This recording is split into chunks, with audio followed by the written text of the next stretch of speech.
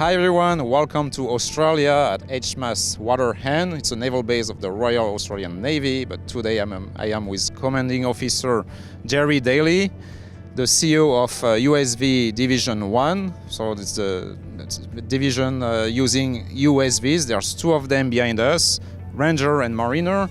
There's a third one behind it. We'll show it in the B-roll. It's Sea Hunter. Commander Jerry, good morning. Good morning, how are you? I'm great, thank you. It's great to be here in Sydney, Australia.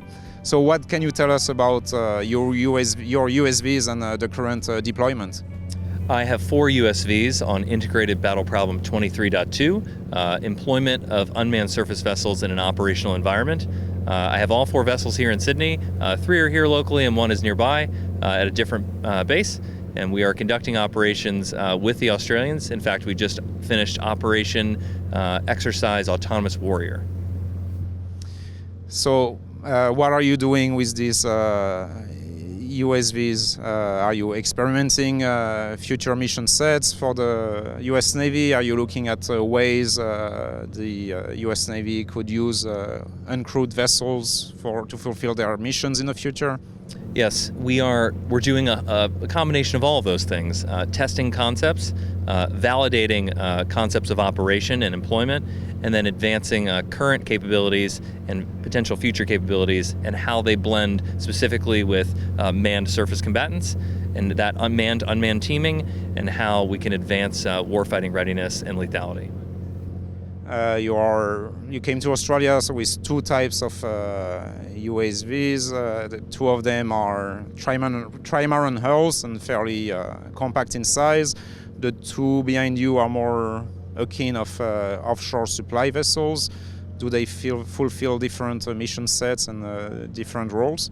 So the 2 smaller vessels, Sea Hunter and Sea Hawk, were purpose-built to be unmanned surface vessels. No water, no toilet, just crewed in and out of port. And that was the design. Smaller form factor, still capability from a sensing standpoint, along with the autonomy maturation.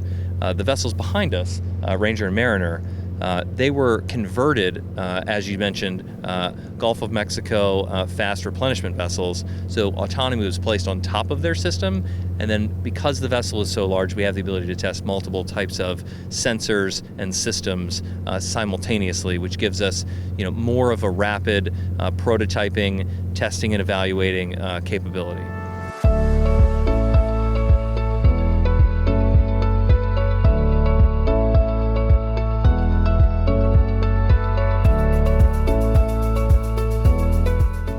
We are now inside the pilot house of the USV Ranger. Commander Daley, what can you tell us about this space? This may not look like an unmanned surface vessel because it wasn't originally designed to be an unmanned surface vessel. Motor Vessel Ranger was built as an oil company platform transport vessel for cargo and personnel. So when this is crewed, how many people can you accommodate, and what's the role of the sailors on board? This is an optionally crewed unmanned surface vessel. So for the purposes of this employment that we're on, IBP 23.2, we have 7 mariners on board that manage the vessel just as if it were a normal commercial vessel, except it is unmanned with the appropriate autonomy software to where the master and his mates are not required to touch any of the equipment, they just observe it. And then total crew complement, 16 people on board is what it's designed for. And that's a mix of private contractors and US Navy sailors? Correct. Mostly US Navy sailors and then the mariners assigned on board because it's a government-owned contractor-operated vessel, and then a few government contractors in support.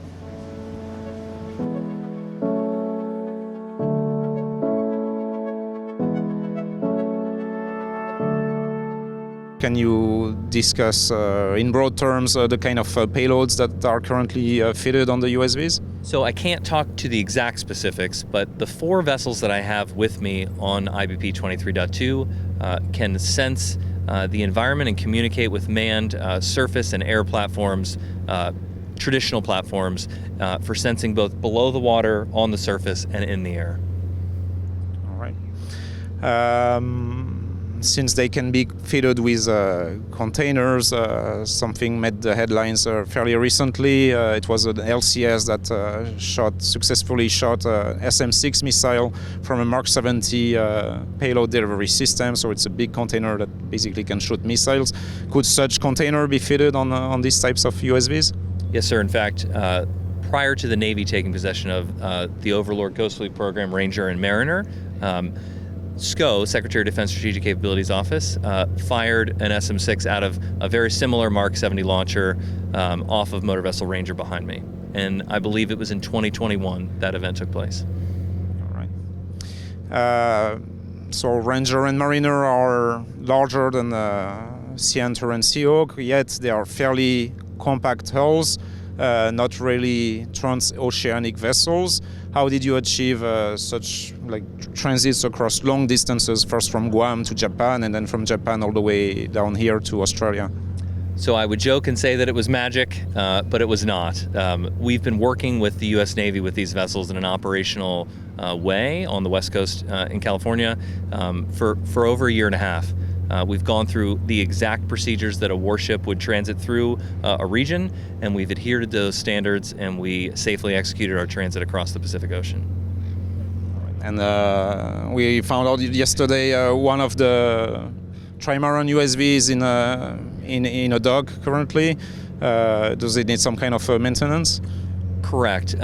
It was not a scheduled maintenance, but we encountered a corrective repair that needed to be conducted. And it's just further testing the expeditionary concepts of operation that we have in place, that we are validating as part of how we're going to integrate unmanned surface vessels, both with manned surface combatants and then in expeditionary roles in this area of responsibility. USS Auckland, an Independence-type LCS, participated in Autonomous Warrior alongside your USVs. What was the role of this LCS? Is it acting like a mothership for the USVs? So the USS Auckland is participating in Integrated Battle Problem 23.2 and has accompanied us down to Australia. They were part of the planning process and were incorporated into a significant number of the serials for Autonomous Warrior using her capabilities, as well as controlling Sea Hunter as part of the exercise. One last question, if I may.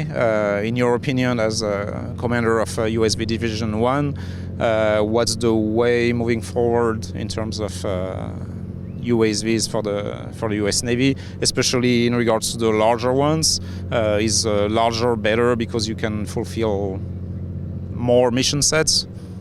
I would say that both large and medium USVs, along with smaller USVs, all play a role in different mission sets, and it's finding the correct type of platform from a form factor, a size standpoint, in order to meet those requirements. So I think a lot of the work that we're doing with this Integrated Battle Problem 23.2 is either confirming or saying that maybe we need a different form factor, or showing and validating those concepts of operation. So it's a host of those three things, but I think that there's going to be trade space for small, medium, and larger USVs moving forward for the U.S. Navy. Very well. Commander Daley, thank you very much. Thank you. Appreciate your time.